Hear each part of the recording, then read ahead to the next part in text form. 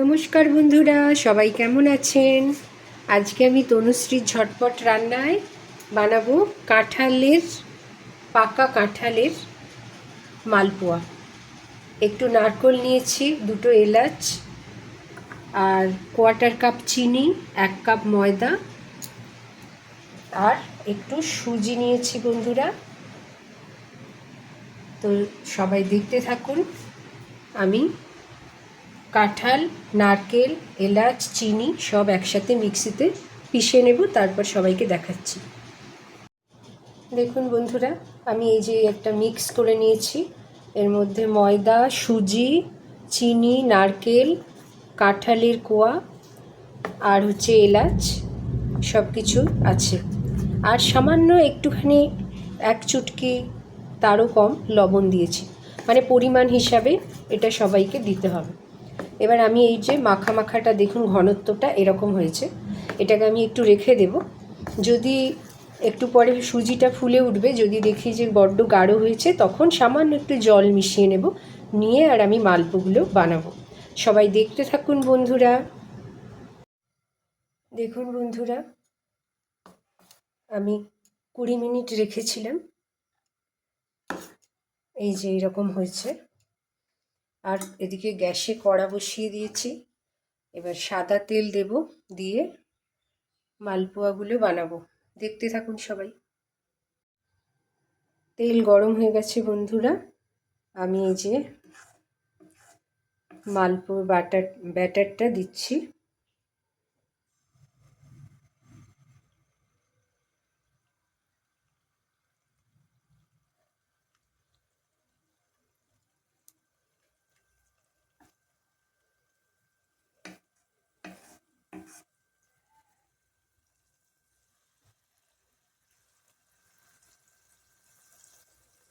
একটু চওড়া কড়াই নিয়েছি, যাতে করে আমি একসাথে 2-3টে বা আরও বেশি দিতে পারি।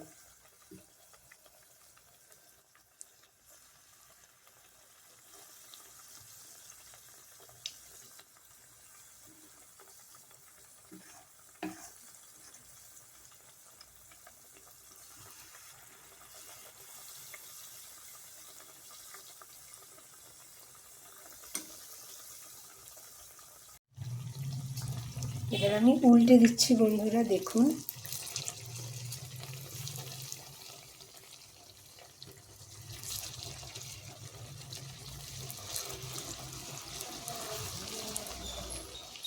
আমাদের কাঁঠালের মালপোয়া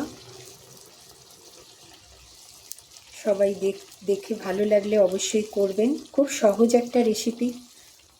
যারা কাঁঠাল ভালোবাসেন তাদের অবশ্যই এটা খুব ভালো লাগবে। আর যদি নাও ভালোবাসেন, একবার ট্রাই করে দেখবেন, অবশ্যই ভালো লাগবে খেতে। বোঝাই যাবে না যে এটা কাঁঠাল দিয়ে বানানো হয়েছে।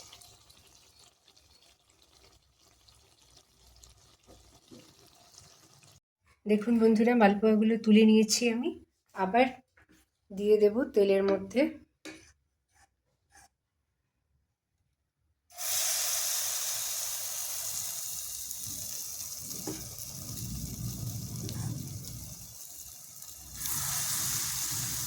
এইভাবে সবগুলো বানিয়ে নেব, দেখতে থাকুন সবাই।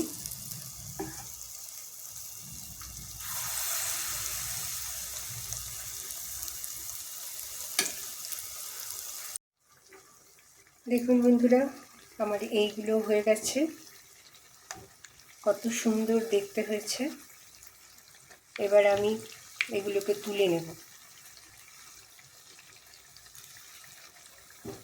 আর বাকিগুলো করে নেব। এখানে অল্প একটু গোলা আছে। আর এখানে আমি নিয়েছি 1/2 কাপ চিনি, আর এখানে অল্প 1/2 কাপই জল দেব, দিয়ে একটা চিনির শিরা তৈরি করব। আর এই মালপোগুলোতে ওই শিরাতে মালপোগুলো দেব। দেখুন বন্ধুরা, আমার মালপোগুলো লাস্ট যেটা ভাজার, সেটা আমি এই যে ভাজছি। আর এখানে আমি চিনির শিরাটা বানাতে দিয়েছি। এর মধ্যে আমি এই মালপোগুলোকে দেব। তার মধ্যে 2টো এলাচ দিয়ে দিয়েছি। এখানে আমি হাফ কাপ চিনি দিয়েছিলাম বলে হাফ কাপ জল দিয়েছি। এবার ফুটে উঠলে চিনিটা পুরো গলে গেলে তারপরে আমি বন্ধ করে দেবো। একটুখানি হালকা চিট হয়ে যাবে তখন বন্ধ করে দেবো। দুটো এলাচ দিয়ে দিয়েছি।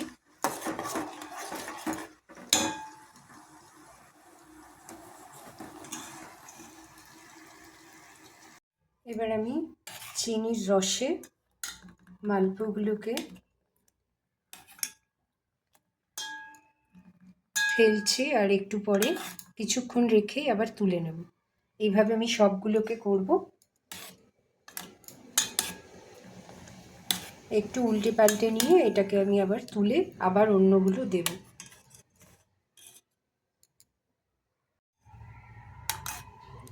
দেখুন বন্ধুরা, আমার আজকে মালপো হয়ে গেছে, কাঁঠালের মালপো। আমি এই যে রসে একটু করে ডুবিয়ে আর এই যে তুলে রাখছি। তো এইভাবে প্রত্যেকটা মালপোকে আমি একটু রসে ভিজিয়ে আর তুলে নিচ্ছি। খুব সহজ একটা রেসিপি, সবাই করে দেখবেন আর খুব টেস্টি হবে।